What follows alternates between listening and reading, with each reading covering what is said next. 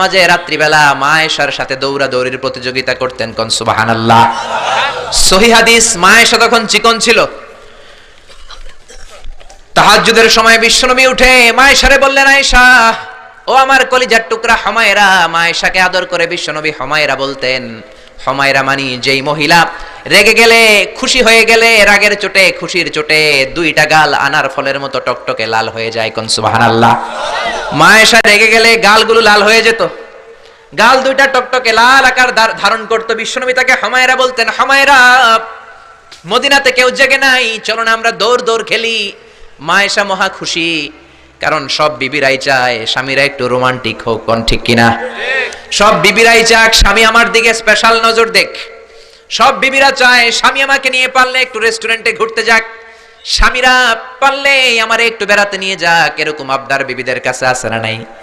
কিন্তু এমনও অনেক স্বামী খুঁজে পাবেন বছরের পর বছর যায়, বিবিরে সালামও দেয় না, আছে না নাই? খিটখিটে মেজাজ, মেজাজ দেখায়, ধমক দেয়, আবার যৌতুকের জন্য পিটায়, আছে না নাই? জোরে বলেন, আছে না নাই? শয়তান দিল যৌতুক, কোরআন দিয়েছে মোহর। আমরা এখন মোহর ছেড়ে দিয়ে যৌতুকের পেছনে হাঁটি। জোরে বলেন ঠিক কিনা? যৌতুকের চেয়ে জঘন্য অপরাধ সমাজে নাই। কুকুরের গোশত খাওয়া যত গুনাহ, যৌতুক তার চেয়েও বেশি গুনাহ। ঠিক কিনা? কুকুরের গোশত খেলে একটা গুনাহ হয়, হারাম খাওয়ার গুনাহ হয়, কিন্তু যৌতুক খেলে দুইটা গুনাহ হয়। এক হলো হারাম খাওয়ার গুনাহ, দুই হচ্ছে শ্বশুর বাড়ির উপরে জুলুম করার গুনাহ। জোরে বলেন ঠিক কিনা? মা আয়েশা বললেন, ইয়া রাসূলুল্লাহ আমি দৌড়াদৌড়িতে রাজি। বিশ্বনবী বললেন, লেটস স্টার্ট দ্য কম্পিটিশন, চলো কম্পিটিশন শুরু করি। ওই যে মদিনার মসজিদের পাশে বড় একটা পিলার দেখা যায়, ওই পিলারের মধ্যে কে যে আগে ধরতে পারে রে আয়েশা, চলো আমরা দৌড় দেই। বিশ্বনবী বললেন, ওয়াহিদ ইসনাইনি তালাতা, 1 2 3 লেটস গো, চলো দেই দৌড়। বিশ্বনবী অপেক্ষাকৃত মোটা ছিলেন, মা আয়েশা চিকন ছিলেন। মা আয়েশা দৌড় দিলেন, বিশ্বনবীকে পেছনে ফেলে ওই পিলার ধরে মা আয়েশা ফার্স্ট হয়ে গেলেন। কোন সুবহানাল্লাহ। মা আয়েশা মহা খুশি, খিলখিলিয়ে হাসছেন। বিশ্বনবী মুচকি হাসতেন। আমার নবী কখনো খিলখিলিয়ে হাসেন নাই, আমার নবী সব সময় মুচকি হাসতেন। মুচকি হাসলে বিশ্বনবীর ঠোঁটও দেখা যেত, হালকা একটু দাঁতও দেখা যেত। পরে আল্লাহু আকবার।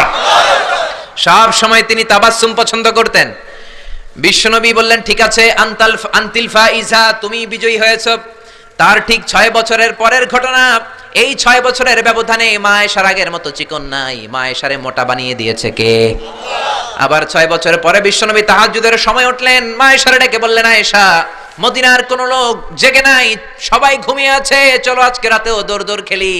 মা আয়েশা বললেন, আমি রাজি, চলেন শুরু করে দেই। বিশ্বনবী আবার ওই জায়গায় যেয়ে দাঁড়ালেন, বললেন, ওই যে মসজিদে নববীর পিলার দেখা যায়, কে কার আগে পিলার ধরতে পারে?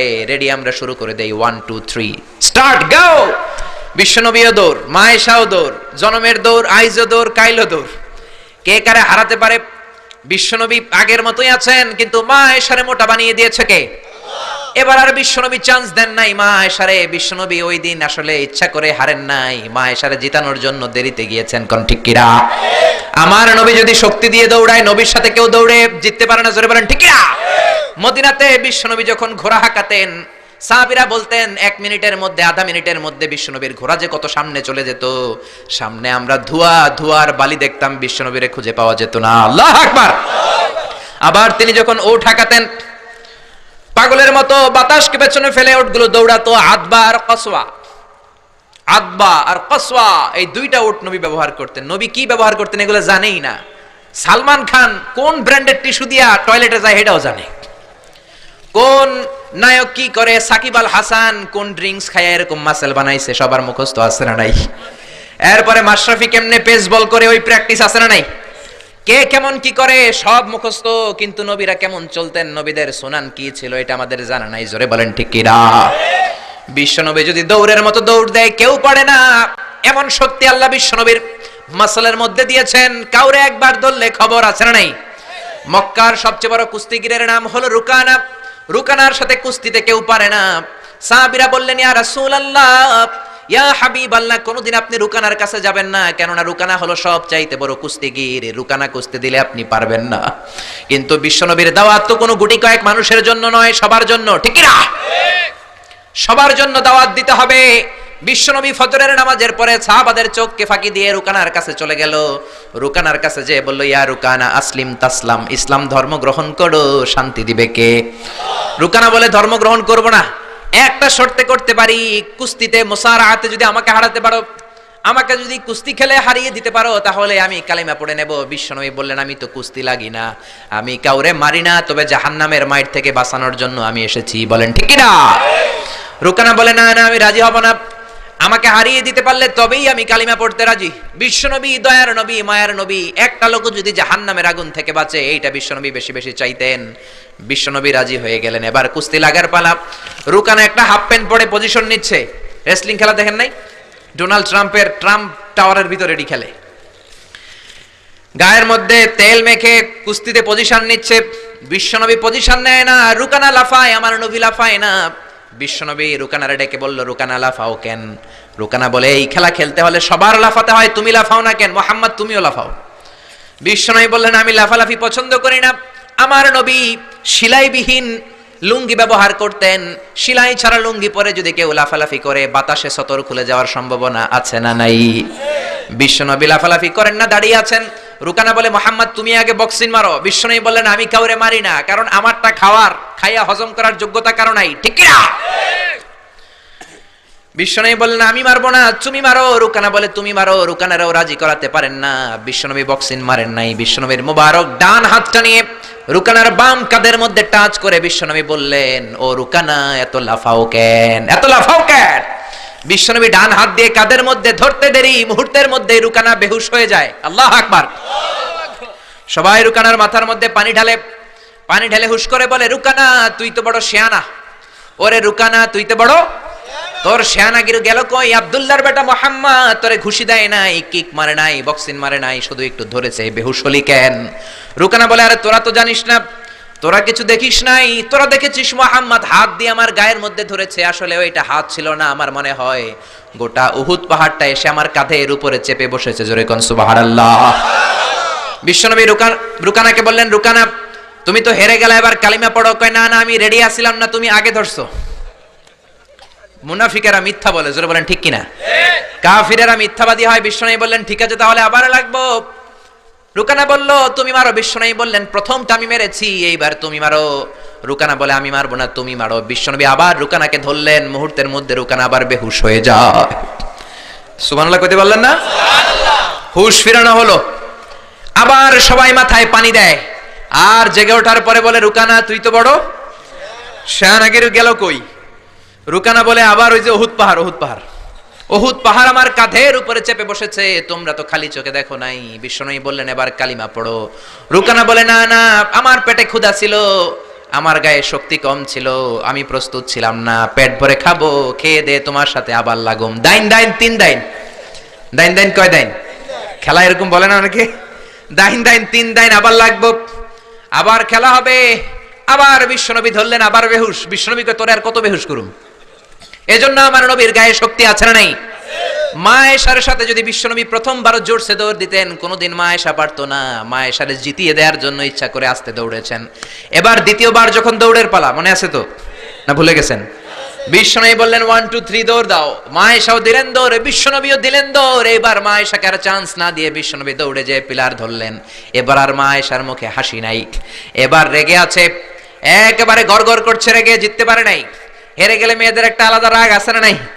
বিশ্বনবী আয়েশার কাছে গেলেন, ডেকে বললেন, হুমায়রা হাদিহি সাবাকাতু বিতিলকা, হাদিহি সাবাকাতু বিতিলক, ওই যে 7 বছর আগে তুমি আমারে দৌড়ে হারিয়ে দিয়েছিলা, আজকের এই রাতের দৌড়ের প্রতিযোগিতায় তোমারে হারিয়ে ওইটার প্রতিশোধ নিয়ে নিলাম। কোন সুবহানাল্লাহ।